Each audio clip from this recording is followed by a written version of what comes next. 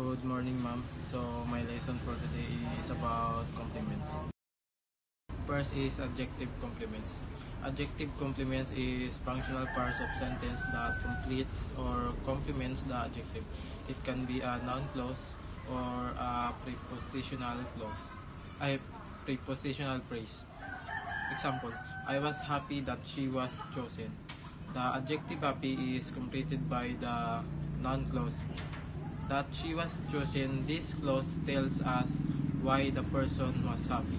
Second example is I am very worried of the situation. So the adjective worried is completed by the prepositional phrase.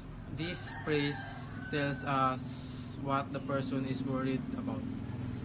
The second complements is verb complements. These complements refers to direct and indirect object.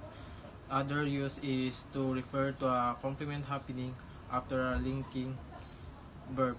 A subject complement must give some information about or description of the subject. So let's discuss first the direct object. The direct object is the thing that receives the action of the verb. For example, she baked a cake. The cake is direct object. It receives the action of the baking. Second is indirect object. Indirect object is the person on things that benefits from the action of the verb.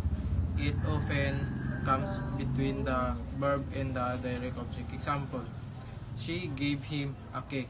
So he benefits from the action receiving the cake. And that's all. Thank you.